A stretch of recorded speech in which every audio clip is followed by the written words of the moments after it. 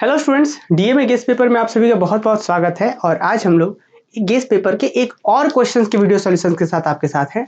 और क्वेश्चन कुछ इस तरीके से students, trace the curve r is equal to a into 1 plus cos theta, जिसे कहते हैं कार्डियोड। ठीक है ना, एक कार्डियोड और भी होते हैं, पर ये कार्डियोड का एक कह सकते हैं पर्टिकुलर केस है कि ये एक कार्डियोड है। कार्डियोड मतलब जिस तरीके से हम लोग इसको बोलते थे ना सर्कल, याद है आपको? जिस तरीके से ये ग्राफ को हम लोग सर्कल बोलते थे, इसके अंदर जो ग्राफ होता था उसको हम लोग स्ट्रैड बोलते थे, उस तरीके से ये भी एक ग्राफ है, इसको हम लोग, ये भी एक ग्राफ बनेगा, उसको हम लोग स्ट्रैड बोलेंगे। क्या है? ये पोलर ग्राफ है, पोलर प्लेन पर ये बनने वाला ग्राफ है। पोलर कोऑर्डिनेट में इसका दिया हुआ result r equal to function of theta है। तो आपको पता है पोलर में कर्व को कैसे ट्रेस करते हैं, क्लासेस में तो डिटेल में बताया गया है।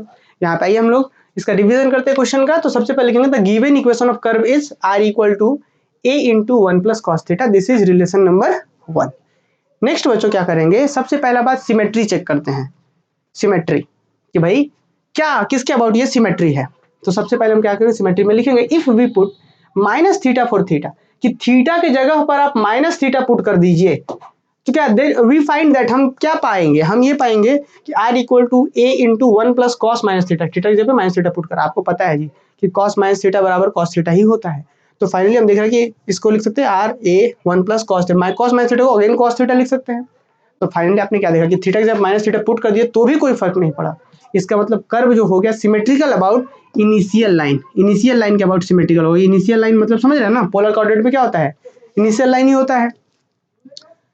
तो हम कह देंगे कि that is the equation of curve remains unchange, इस चूंकि माइनस थीटा थीटा जगह पुट करने से द कर्व रिमेन्स अनचेंज, तो therefore the curve is symmetrical about initial line. तो सबसे पहला कॉन्सेप्ट हमने पता करा कि जो भी ग्राफ बनेगा इस इक्वेशन का वो इनिशियल लाइन के अबाउट सिमेट्रिकल होगा।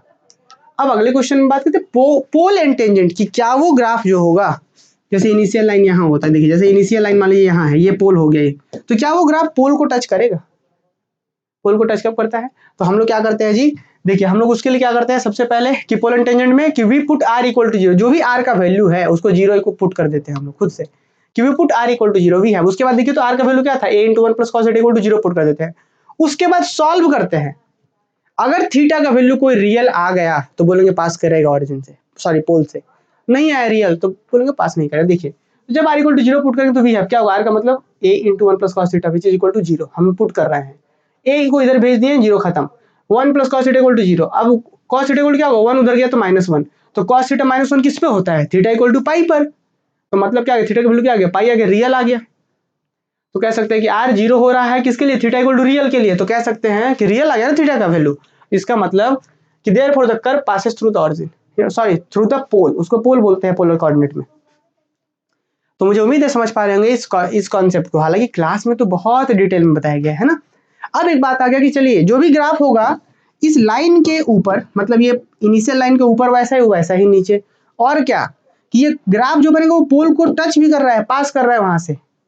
और थीटा इक्वल टू पाई जो आ रहा है ना, ये जो लाइन बनेगा थीटा इक्वल टू पाई, कौन होगा जी, आपको पता है थीटा इक्वल टू जीरो इसको बोलते हैं, थीटा इक्वल टू 90 बोलते हैं, थीटा इक्वल टू पाई बोलते हैं, थीटा इक्वल टू इसको 270 बोलते हैं। तो ये जो बोल रहा है कि थीटा इक्वल टू जो पाई होता है ना, ये जो आता है यहाँ पे थीटा का जो वैल्यू आता है वही उस पोल पर टेंजेंट होता है। तो हम क्या कहेंगे, and theta equal to pi is the tangent at pole, कि जो भी ग्राफ बनेगा ऐसे बने चाहे जैसे बने, इसी थीटा इक्वल टू जो पोल पर है, थीटा इक्वल टू पाई जो लाइन होगा वो उसका टेंजेंट होगा, एक पॉइंट पे टच करेगा वो, इस तरीके से। आइए आगे बढ़ाते हैं। तो ये बात हो गया पोल एंड टेंजेंट नंबर 2। और अब नंबर 3 और सबसे इंपॉर्टेंट बात है स्टूडेंट्स, यही तो सीखना है यहाँ पे, क्या कि पॉइंट ऑफ इंटरसेक्शन, और यही सीख गए सारा ग्राफ बन जाएगा। तो we create a table with value of theta and R, कि अब आर और थीटा का वैल्यू को लेकर के हम लोग एक टेबल क्रिएट करेंगे। इसके लिए आपको पता होना चाहिए कि इक्वेशन क्या है, a into 1 plus cos theta है, क्या a into 1 plus cos theta है। देखिए अब थोड़ा समझिएगा, अगर हम थीटा का जब हम पहले इस टेबल को समझिए, अगर थीटा इक्वल टू हम जीरो रख दिया स्टूडेंट, तो थीटा इक्वल टू जीरो रखेंगे, तो थीटा इक्वल टू जीरो रखेंगे तो कॉस जीरो का वैल्यू 1, तो उस केस में क्या होगा 1 प्लस 1 2 इंटू ए। तो जब थीटा का वैल्यू जीरो तो उस समय आर इक्वल टू 2a, ठीक है। अच्छा उसके बाद theta equal to pi by 6 रखिए, यहाँ पे पाई बाई 6 रखिए, और उस केस में कॉस पाई बाई 3 का वैल्यू कुछ रिजल्ट जो होगा वो 0.86 रूट में आएगा, तो उसका वैल्यू होगा 0.86, कुछ इस तरीके से 0.86, और फिर फाइनली जोड़ेंगे तो इसका आएगा 1.86 और a। तो जब theta equal to pi by 6 रखेंगे, ये आप कर सकते हैं, हालांकि आपको ध्यान रखना होगा ये चीज़, क्योंकि आप एग्जाम में वहाँ पे जैसे cos π/3 को सॉरी cos π/6 का वैल्यू 18 cos 30 डिग्री का वैल्यू, अब cos 30 डिग्री का वैल्यू मान लेते आप जान रहे रूट में, तो जो भी है तो cos 30 डिग्री का वैल्यू, उसके बाद आप उसको फिर सॉल्व करेंगे, फिर वहाँ पे ऐड करेंगे, है ना। तो इससे अच्छा बेहतर है कि आप कुछ रिजल्ट्स को याद रखना होगा ताकि एग्जाम्स में कैलकुलेशन ना करना पड़े। ठीक है, आप देख कैलकुलेशन कर भी सकते हैं। तो आपने देखा कि इस तरीके से आएगा, फिर उसके बाद cos 60 पे जाएंगे, π/3 पर, 0 डिग्री पर 2a, π/6 पर 1.686a। फिर आप जैसे ही 3 पर जाएंगे तो वहां वैल्यू क्या होता है, cos 60 का वैल्यू क्या होता है 1/2, यही ना जी। तो उसमें 1/2, तो 1/2 मतलब 0.5, यहाँ पे 0. cos 60 जैसे पुट करेंगे तो 1/2 मतलब 0.5 जोड़ेंगे तो 1.5a, 1.5 है। π/2 में जैसे ही जाएंगे तो cos π/2 वैल्यू 0, तो 0 इंटू 0 प्लस 1 और a 1a, फिर cos π -1 और फिर प्लस 1 0, खत्म। तो r इक्वल टू 0, तो आप एक चीज इस टेबल में क्या सीख रहे हैं कि thus when value of theta increases from 0 to pi, कि थीटा का वैल्यू 0 से जैसे जैसे पाई की ओर बढ़ रहा है, जो r का वैल्यू 2a से 0 की ओर आ रहा है। थीटा का वैल्यू 0 से जैसे ही आगे बढ़ रहा है, r का वैल्यू 2a से 0 की ओर जा रहा है। तो फाइनली हम क्या कहेंगे, अच्छा रीजन देखिए कि भाई आपको पता है cos थीटा का वैल्यू -1 से 1 के बीच होता है। cos थीटा का वैल्यू क्या होता है -1 से 1 के बीच, तो भाई ऑब्वियस है भाई, आप यहाँ पे बात समझिए कि r का वैल्यू क्या था यहाँ पे a into 1 plus cos theta, यही था जी। आप यहाँ पे ध्यान देखिए कि r का यहाँ पे थीटा का वैल्यू, cos थीटा का सबसे ज्यादा वैल्यू क्या हो सकता है, cos थीटा का सबसे ज्यादा वैल्यू 1 हो सकता है, तो सबसे बड़ा वैल्यू 1 हो सकता है। तो 1 + 1 2 है, तो r का वैल्यू सबसे ज्यादा 2a हो सकता है, तो r का वैल्यू सबसे ज्यादा 2a हो सकता है या 2a से कम होगा। अच्छा, इसका सबसे छोटा वैल्यू क्या हो सकता है -1, तो -1 + 1 0, 0 इंटू, तो r का वैल्यू 0। तो यही हमने रीजन बनाया चौथे पॉइंट में कि चूंकि cos थीटा का वैल्यू -1 और 1 के बीच, cos थीटा का सबसे बड़ा वैल्यू 1 हो सकता है, जब 1 रखेंगे तो ये इसका वैल्यू, r का वैल्यू सबसे बड़ा वैल्यू 2a आएगा, और cos का सबसे बड़ा छोटा वैल्यू -1, तो -1 के तो r का वैल्यू 0, इस तरीके से। तो r जो भी बनेगा वो 0 से 2a के बीच रहेगा। तो आपने एक चीज क्या नोटिस करा स्टूडेंट, यहाँ पे बात को जरा ध्यान समझना है कि जब थीटा इक्वल टू 0 डिग्री तो r का वैल्यू 2 है। तो चलिए हम आते हैं, जल्दी से ग्राफ ड्रॉ करते हैं, इसको समझिए। ये हो गया अपना 90 डिग्री का π/2 का लाइन हो गया, ये इनिशियल लाइन, और ये लाइन जो गया वो थीटा इक्वल टू पाई का लाइन हो गया, ये थीटा इक्वल टू पाई का लाइन हो गया। आपको पता है कि जो भी ग्राफ होगा इनिशियल लाइन के ऊपर वैसा ही नीचे। आपको पता है कि जैसे थीटा इक्वल टू 0 होगा, मतलब थीटा इक्वल टू 0 ही ना होता है जी, तो उस केस में जो ग्राफ होगा वो यहाँ पे कट कर रहा है, पॉइंट ऑफ इंटरसेक्शन r कितना, r का डिस्टेंस कितना आ रहा है 2a, ये यहाँ पे पॉइंट क्या है r थीटा ना होता है, तो कोऑर्डिनेट क्या हो गया 2a, थीटा में 0। ठीक है, नेक्स्ट आइए यहाँ पे, जब थीटा 0 तो r 2a, तो r थीटा ही कोऑर्डिनेट होता है, r कितना है यहाँ पे 2a और थीटा 0। अब उसके बाद आइए, r का वैल्यू 1.86a कब π/6 पर, तो π/6 मतलब 30 डिग्री का लाइन, तो 30 डिग्री का लाइन ये होता है, इस तरीके से लाइन बनाया है हमने। तो वहाँ बोला कि r का वैल्यू 1.86a π/6 यहाँ पे, तो r थीटा, इस तरीके से तो यहाँ पे कट किया है। तो इसे देखिए 2a यहाँ तक है, तो 2a से थोड़ा सा कम हुआ है, यहाँ पे 2a इतना बड़ा था डिस्टेंस, तो 2a से थोड़ा कम 1.86 है, तो यहाँ कम हुआ, और 1.5 है और थोड़ा कम हुआ।